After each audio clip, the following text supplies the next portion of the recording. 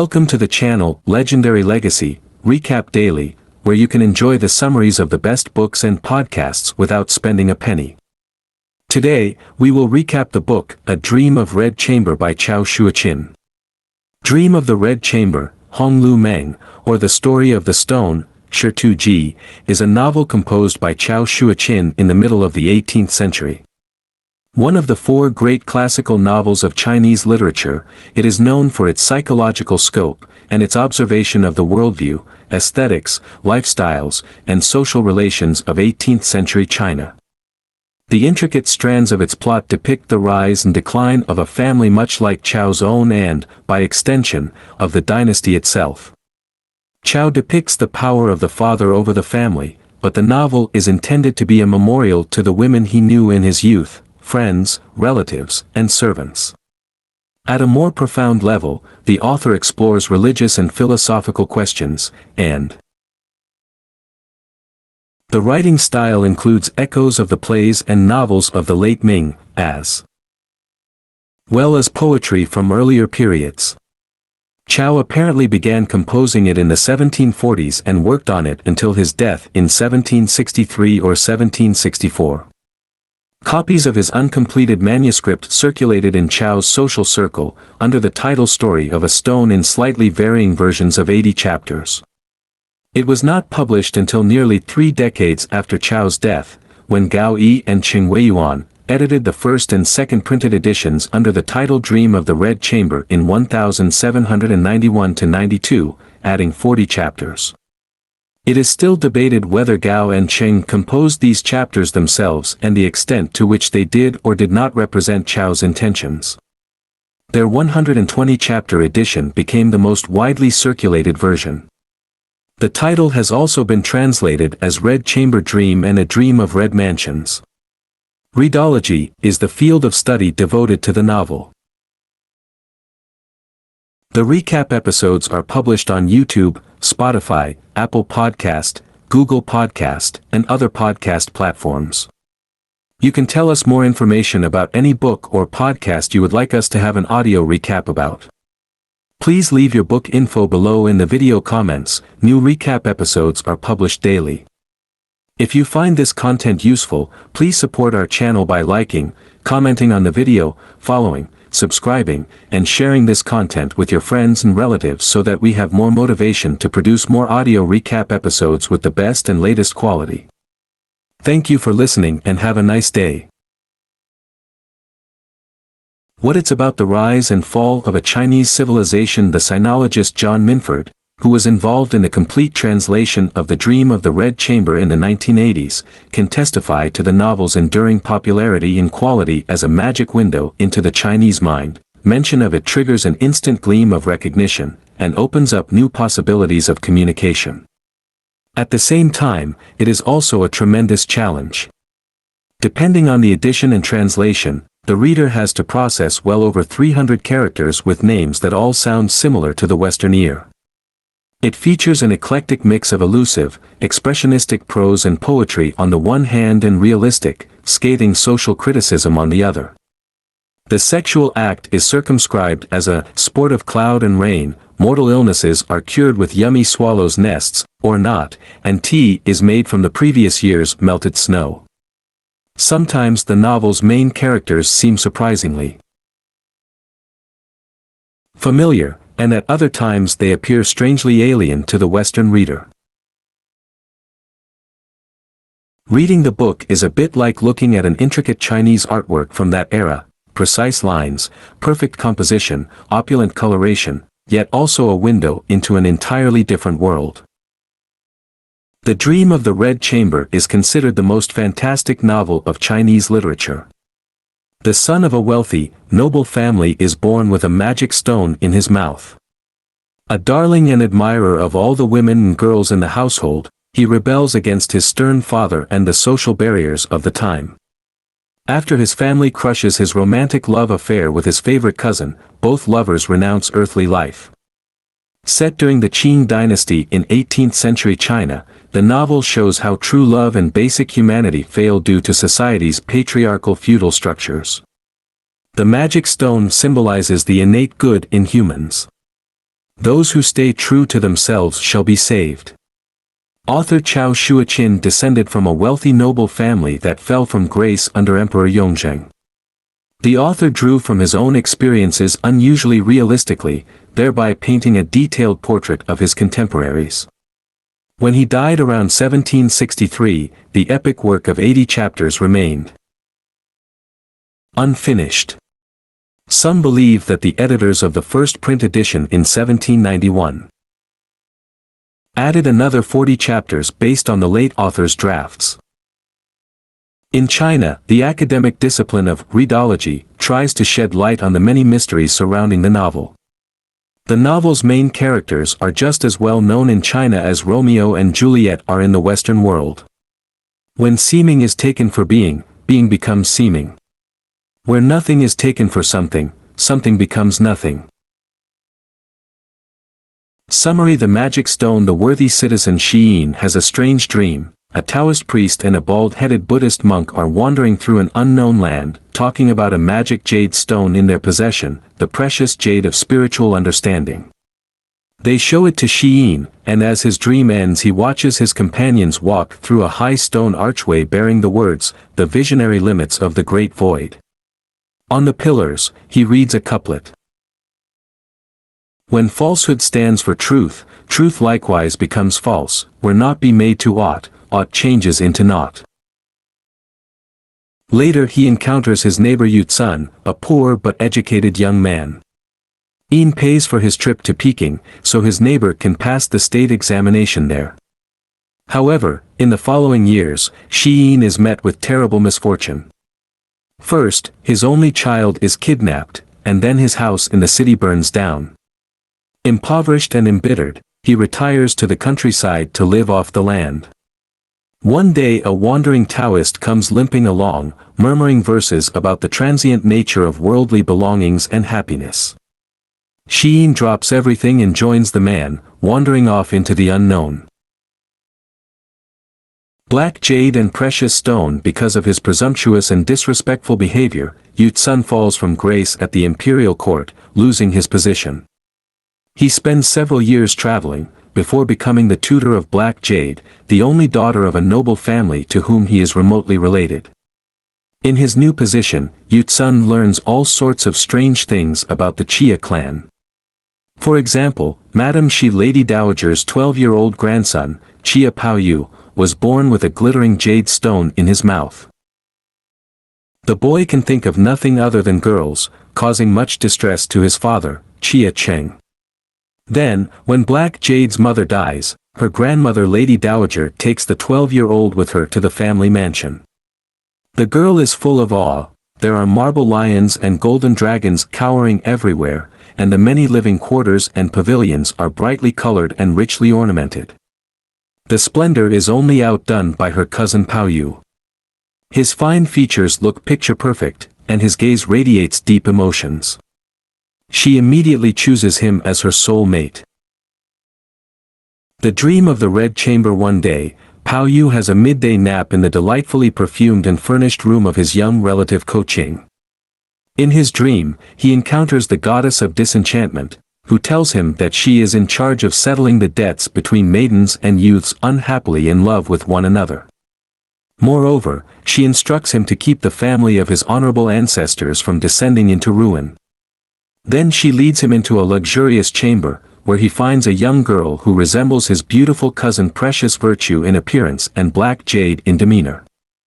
With her, he indulges for the first time in the delights of the sport of cloud and rain. When he awakens from the dream, his maid Shi Zhen is with him. She grasps what happened and offers to initiate him to the game in the real world. A little later he realizes that Precious Virtue wears a golden medallion with a saying that complements the one on his jade stone. Since Paoyu's dream, Koqing has been gravely ill. The night of her death she appears to her girlfriend Phoenix, imploring her to invest parts of the family fortune into a foundation. True, she concedes, the Chia clan is still strong and powerful. But in good times they should provide for the bad times that are inevitably coming, just like blossoming is followed by decay. The foundation is meant to ensure the continuation of the family school and the quarterly sacrifices to the ancestors. But Phoenix ignores her dream. She couldn't care less about establishing a family foundation. Never lose me, never forget me. Glorious life, lasting prosperity. Jade stone. Never leave me, never reject me. Precious youth, lasting bloom. Golden medallion. Instead, Phoenix engages in shady deals to enrich herself. After the pompous morning ceremonies, the family is informed that Pao Yu's sister, beginning of spring, has been raised to the position of a noble and virtuous imperial wife of the first rank. Soon thereafter the emperor issues a decree that allows all his first and secondary wives to visit their families. He wants to reinforce the children's piety and devotion toward their parents. Construction begins at once so that the beginning of spring can be provided with worthy accommodation. Grandview Garden. The result is a magnificent park with shimmering lakes and foaming waterfalls, twisting paths and flowery fields, straw-thatched farmhouses, and splendid palaces. Pao Yu is particularly good at inventing witty mottos and inscriptions for the numerous lookout points, rest areas, and pavilions. A week before the beginning of spring's scheduled visit for the Lantern Festival, the imperial chief eunuch comes to inspect the grounds. He stations eunuchs for guard and sentry duties all around the park. The beginning of spring is choked with emotion, having missed her family terribly during all those years of isolation in the palace. She names the magnificent grounds Grandview Garden and invites her brother Pao Yu and his cousins to a poetry contest, in order to immortalize the different places of the park in beautiful verses. Beginning of spring is distressed at the thought that the park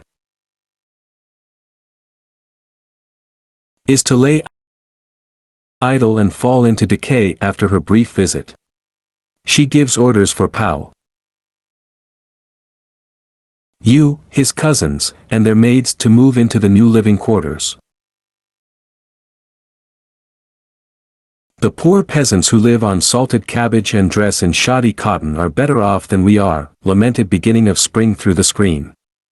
They can foster and satisfy their natural desire for family life to their heart's content. What good to us are all of our splendors and riches? Pao Yu's half-brother Chia Huan, an ugly, malicious, and envious boy, splashes hot wax over Pao Yu's face on purpose. The boy's mother, Chia Cheng's secondary wife, is scolded for her wayward and spoiled offspring. Humiliated, the woman vows vengeance. She tells the sorceress Mother Ma to bewitch Pao Yu and her foe Phoenix. That same afternoon the spell shows its force. The two of them act as if they were possessed, babbling incoherently, raging around the park, and rolling their eyes. Holy water, magic incantations, all in vain. The family is already getting ready for their funeral when a limping Taoist and a mangy Buddhist monk show up and ask for Pao Yu's jade stone. Under the influence of the flesh and senses, it has lost its powers, the Buddhist explains. With a magic spell, they restore its efficacy, and 33 days later Pao Yu and Phoenix are healed. Tempestuous love. The relationship between Black Jade and Pao Yu is a constant up and down. The girl is jealous of her cousin Precious Virtue and the maids, misunderstandings, violent quarrels and tearful reconciliations alternate. Then Pao Yu is caught trying to seduce the waiting maid Gold Ring, so that the girl is driven out of the house. Grief-stricken, the maid commits suicide. When Pao Yu's father learns about the incident, he beats Pao Yu until he passes out. His mother, Madame Cheng, intervenes at the very last moment and saves him from certain death. Now Black Jade's maid Cuckoo wants to test Pao Yu's feelings for her mistress and tells him that Black Jade will soon return to her home province. The news hits the boy like a lightning bolt, and he falls seriously ill. After his recovery, Black Jade hopes that he loves her as much as she loves him, after all. The misfortune Chia Ching, the prince hermit, who has lived in a mountain hermitage for many years, has died. During the funeral rites, Phoenix's husband Chia Lin falls in love with his cousins, the two unmarried, extraordinarily beautiful Yu sisters. Sick and tired of his bossy and jealous wife, he decides to make the second Miss Yu his secondary wife. The fact that the girl is already engaged isn't much of an impediment, since the family of her betrothed is poor, and Qiaolin pays the lad's father an indemnity for renouncing the engagement. Fearing Phoenix's wrath, he marries the second Yu in secrecy. His second wife is supposed to live secluded in a shared love nest, in a small house near the Eastern Palace. For a time, everything is fine. The only problem is the third Yu sister. She has fallen in love with the cold knight and refuses to consider any other marriage options. Qiaolin, who wants to get rid of the third Yu, manages to talk the cold knight into an engagement with her. However, at the very last moment he pulls out of his commitment, saying that he was already promised to another bride his aunt had chosen for him. Having overheard their conversation from the next-door room, the third Yu, while pretending to hand back the sword the cold knight gave her as a betrothal gift, draws out the blade and thrusts it into her throat. Now the cold knight regrets his callous act. The deceased appears to him in his dream, saying that the goddess of disenchantment has sent her and that it's now her task to register cases of unhappy love and unpaid debts. When he wakes up, a lame Taoist priest is sitting next to him. The cold knight cuts off his hair and follows the stranger. From a servant, Phoenix learns about her husband's sneaky hidden marriage.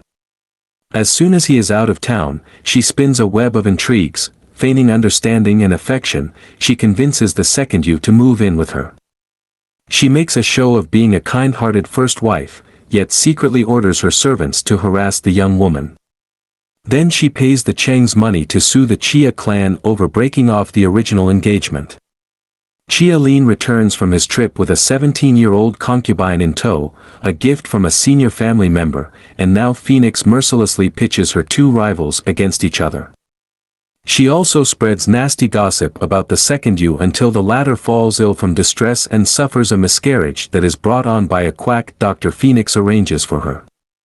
The stillborn child is a boy, the heir his father has been hoping for.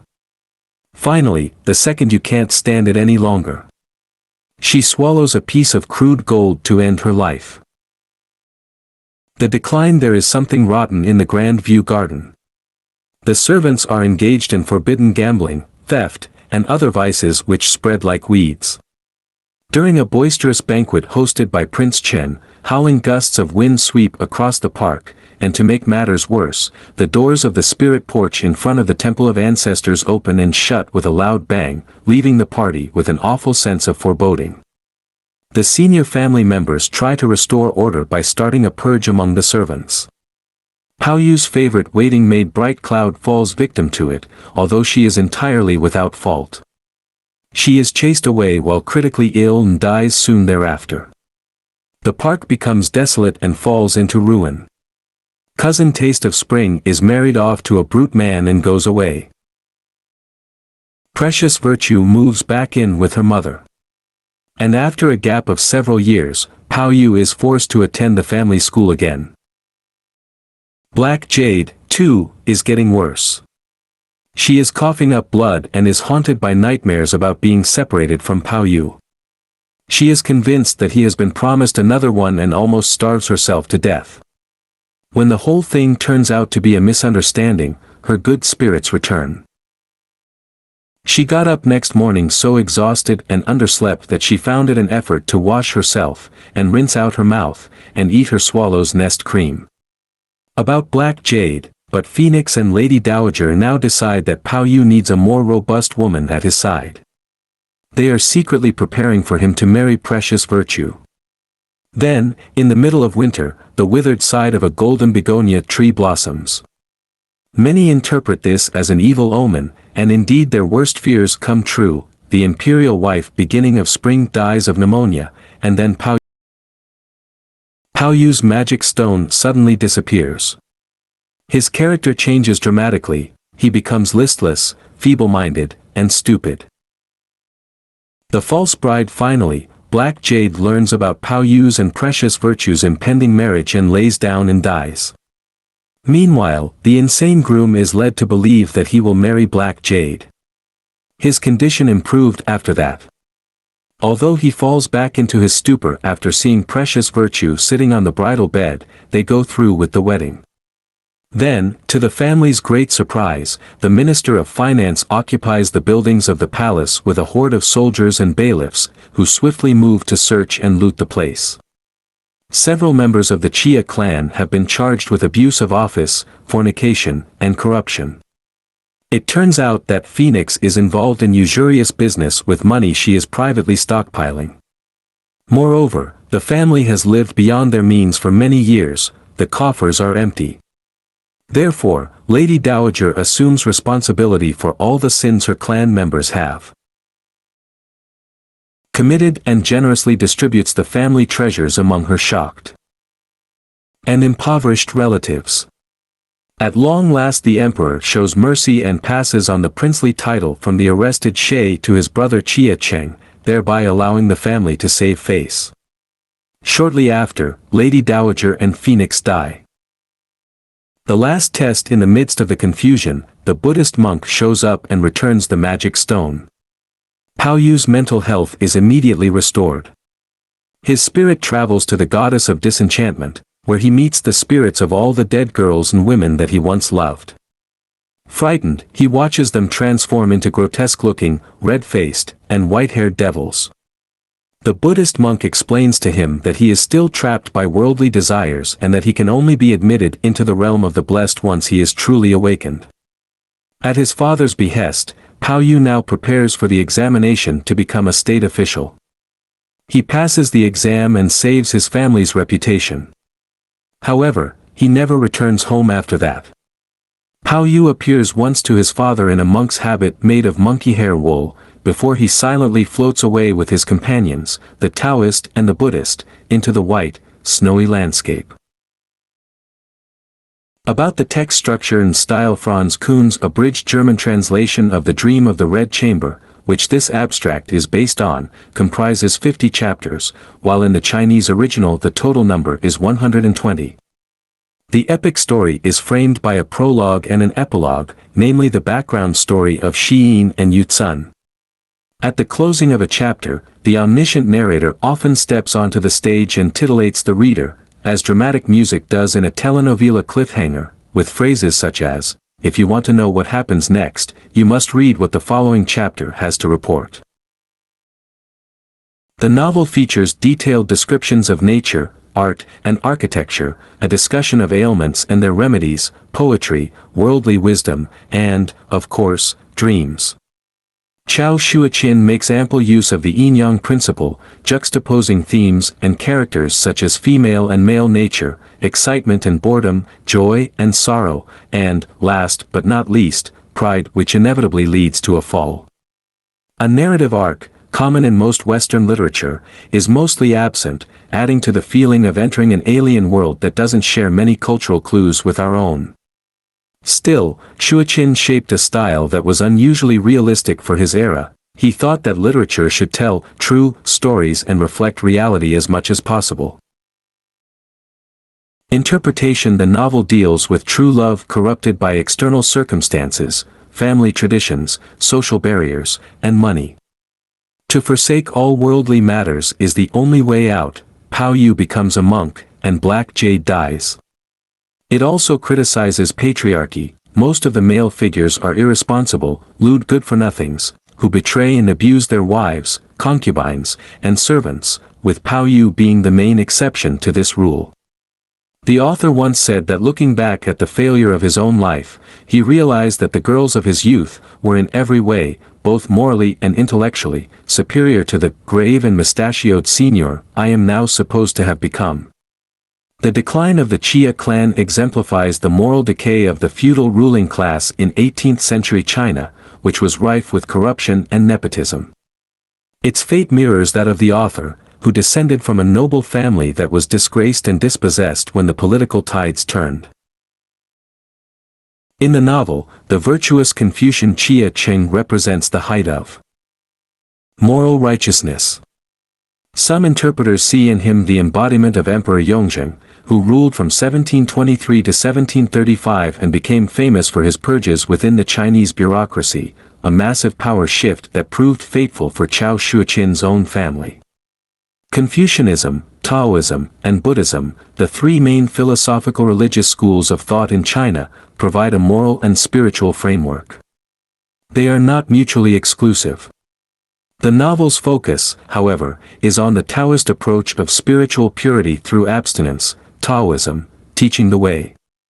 Cao Yu's path leads from enjoying earthly pleasures and being a good son towards complete self-abandonment, brotherly love, and enlightenment, the only chance to bring about true harmony between people. The jade stone symbolizes the innate good in humans, something we should never deny. The author created a veritable encyclopedia of his era, whether funeral and marriage rites, eating habits, artistic preferences, sexual mores, or funny hairstyles. He touches on even the tiniest detail in the everyday life of the Chinese nobility, its servants, and underlings. Historical background: the Golden Age of the Qing dynasty. The Dream of the Red Chamber is set in China in the first half of the 18th century, at the time of the Qing dynasty, 1644 to 1911. The Manchu people had toppled the Ming dynasty of the Han Chinese in 1644, forcing a number of brutal policies onto the conquered that were meant to establish a two-tier society. Among other things, male Han Chinese were forced, on pain of death, to wear the Manchu hairstyle, shaved front of the head with a queue, which challenged Confucian values and was deeply humiliating to the men. In the course of the centuries, however, the new rulers adopted many cultural customs and political structures from their predecessors, including the Chinese civil servant system with its famous state exam. The period under the three emperors Kangxi, Yongzheng, and Qianlong is considered the golden age of the Qing dynasty. Under their reigns, agricultural taxes were lower than ever before, new cultivation methods and the technological progress of the pre-industrial era were employed to the fullest, and the fine arts flourished. Following a tough power struggle with his rivals, Kangxi's fourth son, Yongzheng, succeeded his late father to the throne in 1723. Yongzheng was known as a strict Confucian, harshly clamping down on corrupt state officials, but also using the purges to get rid of political enemies. The superficial image of a perfect and prosperous empire began to show cracks. More and more land and wealth became concentrated in the hands of privileged noblemen and civil servants. Smaller landowners, peasants, and textile workers sank into poverty, which sparked numerous rebellions. Internal uprisings, a rapidly growing population, and the withdrawal from the rest of the world eventually marked the beginning of the end for the Qing dynasty. Development: as a member of a formerly distinguished family that had fallen from grace, Cao Xueqin was down and out when he began to write in the 1750s, sleeping rough, working in disreputable taverns, and drinking too much. He wrote for relatives and friends, supposedly exchanging each chapter for a meal and a pitcher of wine. At the time, the penalties for subversive writing were severe, forcing him to hide his political criticism and disguised satire of eminent people in a romantic love story. By the time he died in 1763, Cao had completed the first 80 chapters. It is believed that Gao Yi and Cheng Weiyuan, who published the first 1791 print edition, added the remaining 40 chapters based on the late author's unfinished draft manuscripts.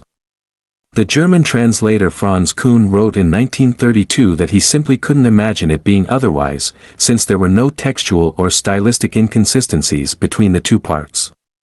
According to Kuhn, the publishers would have needed near magical powers of literary mending to entirely invent the last third of the novel. Among contemporary literary scholars, however, this is an issue of considerable debate. Some even see the last third of the Qinggao version as a fake.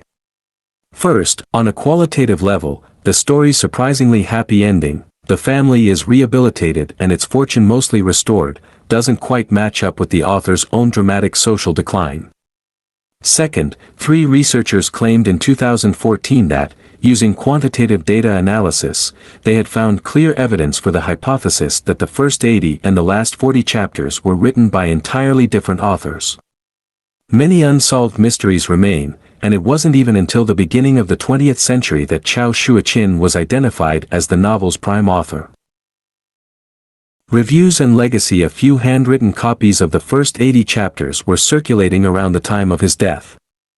The manuscripts soon became a sensation, and people paid hefty sums to get their hands on one before it went into print 28 years later. Over the centuries, the reading of the epic changed with the political wind.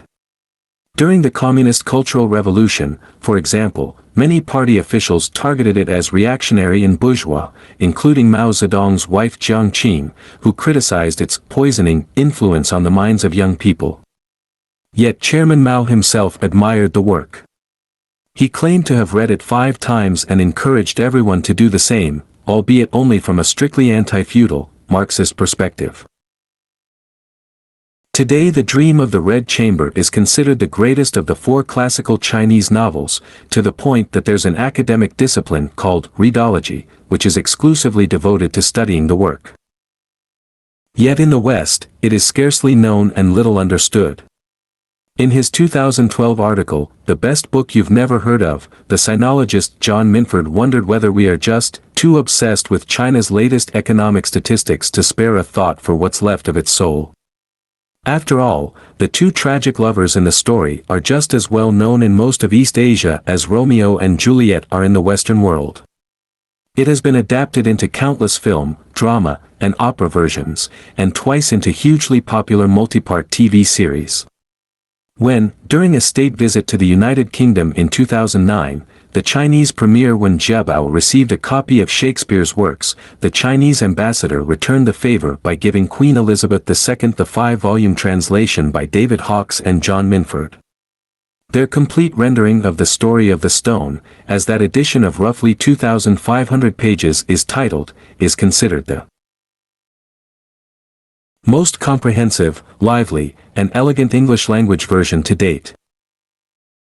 About the author Cao Xueqin was born into a wealthy Han Chinese family around 1720.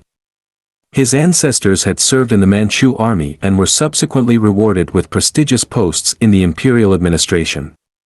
His exact date of birth remains uncertain. Chao's great-grandmother is said to have been Emperor Kangxi's wet nurse, and his grandfather Cao Yin was the emperor's personal friend and confidant. During Kangxi's reign, the family enjoyed a high standing with the imperial court and amassed great wealth, holding the lucrative post of commissioner of imperial textiles in the southern Jiangsu province for 3 generations. After Kangxi's death, however, the clan's fortunes began to sink, as the stern Confucian Emperor Yongzheng came to power and started to clamp down on corruption and illegal financial dealings. Having issued several warnings, he had the family's entire property confiscated and its patriarch arrested in 1727. Subsequently, the family was forced to leave their mansion in Nanjing and move to a modest dwelling in Peking. Cao Xueqin was still a child then. A brilliant boy and talented painter and writer, he proved unfit for an academic career. He was hired as a private teacher of Manchu children, only to be fired after impregnating a maidservant. By the middle of the century, he hit rock bottom, selling the occasional painting, drinking too much, and writing The Dream of the Red Chamber in small installments over some 10 years or so, often providing a new chapter to family and friends in exchange for some food and wine. Cao Xueqin died around 1763, purportedly from a broken heart after the death of his only son. Around this time, several handwritten copies of the novel's first 80 chapters began to circulate. I hope you found my A Dream of Red Chamber by Cao Xueqin recap summary helpful to your experience. The recap episodes are published on YouTube, Spotify, Apple Podcast, Google Podcast, and other podcast platforms. You can tell us more information about any book or podcast you would like us to have an audio recap about. Please leave your book info below in the video comments. New recap episodes are published daily. If you find this content useful, please support our channel by liking, commenting on the video, following, subscribing, and sharing this content with your friends and relatives so that we have more motivation to produce more audio recap episodes with the best and latest quality. Thank you for listening and have a nice day.